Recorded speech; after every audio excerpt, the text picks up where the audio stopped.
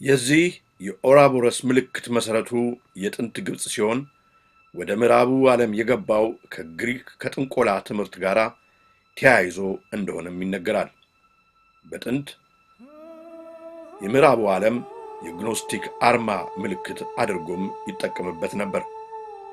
ግኖስቲሲዝም ትምህርት ማለት ዲያብሎስ አዳምና ሔዋንን በገነት በነበሩ ጊዜ ከዚህ ፍሬ ብትበሉ አትሞቱም፣ አዋቂዎች ትሆናላችሁ ብሎ የማስተማሩን ትምህርት ዳግም እንዲያንሰራራ የሚያደርግ ትምህርት ነው። እነኚህ በአሁኑ ወቅት ዘኒው ኤጅ ሪሊጅን እየተባሉ የሚጠሩት ዘመን አመጣሽ ሃይማኖቶች በሙሉ አምላክ የለም፣ የሰው ልጅ ራሱ አምላክ ነው፣ አምላክ መሆን ይችላል ብለው የሚያስተምሩበት ትምህርት እንግዲህ አመጣጡ ከግኖስቲሲዝም መሆኑን እዚህ ጋር ልብ ይሏል። ሌሎቹ ሁለቱ የዚሁ የኦራቦረስን አርማን አንግበው ወደ ምዕራቡ ዓለም የገቡ የክፋት የዲያብሎስ ትምህርቶች ሄርሜቲሲዝምና አልኬሚ ናቸው። ሄርሜቲሲዝም አንዳንዴ ኤሶተሪክ ትምህርት ወይም ምስጢራዊ ትምህርት እየተባለ የሚጠራ ትምህርት ሲሆን ትምህርቱም የክደት ትምህርት ነው። በድሮ ጊዜ ሬኔሳንስ ኤንድ ሪፎርሜሽን እየተባለ ሲጠራ፣ በአሁኑ ወቅት በሀገራችን ግን ታድሶ እየተባለ ይጠራል።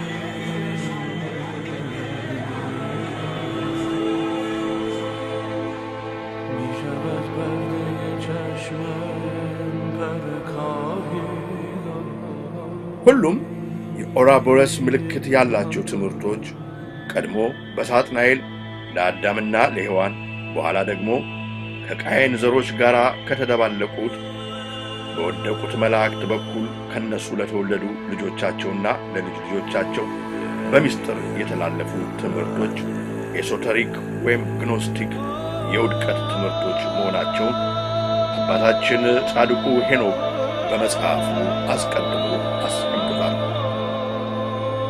ምንም እንኳ አልኬሚ ራሱን የቻለ ጥበብ ቢሆንም ዲያብሎስ በእውቀት ሰበብ ዓለምን ሲያታልል መኖሩ ዛሬ የተጀመረ አይደለም።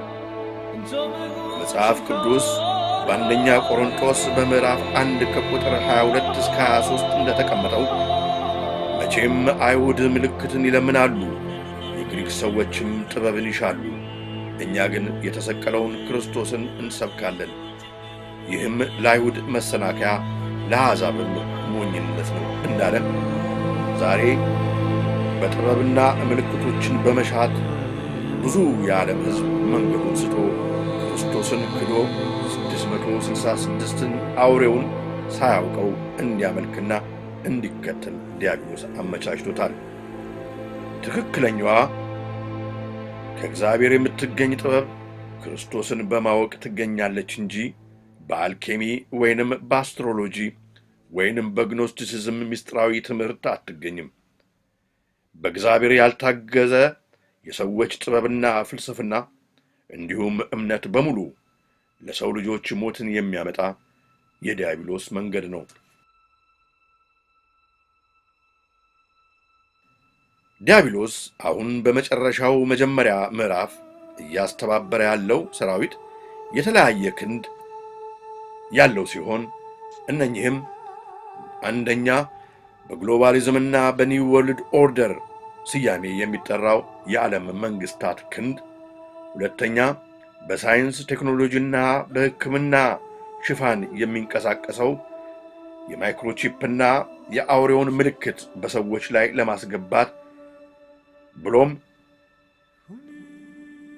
በምግብና በክትባት ሰበብ የዓለምን ሕዝብ ቁጥር ለመጨረስ የሚንቀሳቀስበት ክንድ፣ ሶስተኛ ኢኮሙኒዝም በሚል ስያሜ የሚጠራውና ክርስቶስ ካስተማረው ትክክለኛና ቀጥተኛ ትምህርት ውጪ የሆነ ሃይማኖትን ፈጥሮ አዲስ የዓለም ሃይማኖት መፍጠር የሚያስችለው ክንድ፣ አራተኛ ተሳዳቢ አፍ አላቸው ተብሎ እንደተነገረ የዓለምን ሕዝብ በቁም እንቅልፍ እንዲሄድ አስተሳሰብን በሚበክሉ ብልሹ ባህሪያትን በሚፈጥሩ ፕሮግራሞች ላይ የሚሰራ የዲያብሎስ ክንድ፣ አምስተኛ ዓለምን በሙሉ ወደ ፖሊስ ስቴት ወይንም በአንድ ጦር የሚመራና ተጨቁኖ የሚገዛ ሕዝብን መፍጠር የሚያስችለው ክንድ ናቸው። ከነኚህ ከላይ ተጠቀስናቸው በተለይ ሁለቱን ወስደን ብናይ አሁን በዚህ ጥናታዊ ፊልም ላይ እየተነጋገርን ያለውን ርዕስ በሚገባ ይገልጸዋል ብዬ አምናለሁ። እነኚህም አንደኛ የክርስትና ሃይማኖትን የማፋለስ ሥራ እንዴት በሀገራችን ከድሮ ጀምሮ በነ ሬቨረንድ ዶክተር ኦላቭ እና በመሰሎቻቸው ይሰራ እንደነበር እስኪ ባጭሩ እንመልከት። ኤድዋርድ ጊበን የሚባል አንድ ጸሐፊ The Decline of the Roman Empire በሚለው መጽሐፉ encompassed on all sides by the enemy of the religion, the Ethiopians slept near 1,000 years, forgetful of the world by whom they were forgotten በማለት ጽፏል። ምን ለማለት ነው? ኢትዮጵያኖች በሃይማኖታቸው ምክንያት ሃይማኖታቸውን ከጠላት ለመጠበቅ ሲሉ ብቻ 1000 ዓመት ከዓለም ተለይተው አሳለፉ ማለት ነው።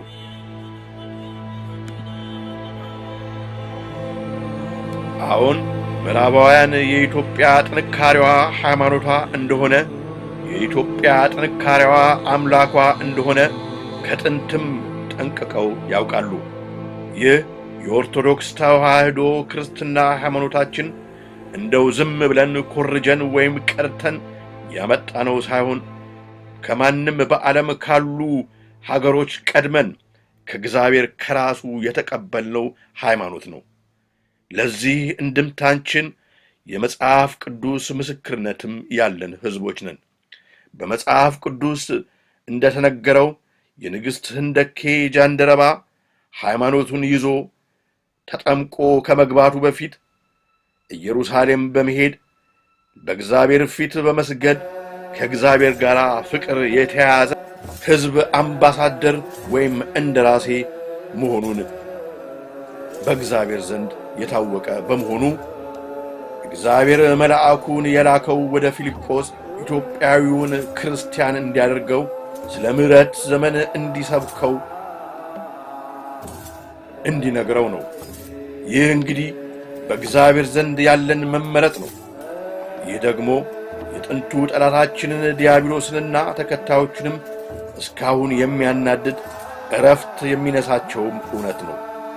በዚህም ምክንያት ከቀድሞ ጀምረው በአጼ ሱስንዮስ ከዛም በፊት ከዛም በኋላ በጀሱቶች በነ ፔድሮ ፓየዝ በመሳሰሉ ከዚያም ተከታትሎ እስካሁን እስከ ዛሬ ድረስ ዘልቆ ከምዕራቡ ዓለም የገቡ የተዋሕዶ ልጆችን ሊሰርቁ እንደ ግሪሳ ከተማችንን የወረሱ ክርስቲያንን የሚሉ የኑፋቄ ትምህርቶች ቁጥራቸውን ለመቁጠር እንቸገራለን። ምዕራቡ ዓለም ሃይማኖት ሳይኖረው ሃይማኖት ሊያስተምረን ፓስተሮችና ሬቨረንዶች ይልክብናል፣ ያውም ከብዙ ብር ጋር።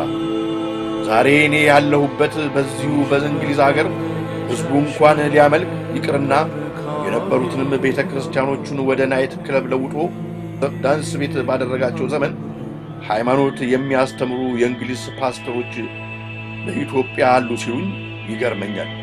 የራሷ ሲያርባት የሰው ታማስላለች እንዲሉ ዛሬ በፒዶፋይል ሕፃናትን በመድፈር ወንጀል ታሪካቸው እስከ አፍጢማቸው ያደፉት የቫቲካን ሹማምንቶች በነ ሬቨረንድ ዶክተር ኦላቭ በኩል ስለ ሕፃናትና ሴቶች መብት ጠበቃ ሊቆሙ አገራችን መጥተዋል።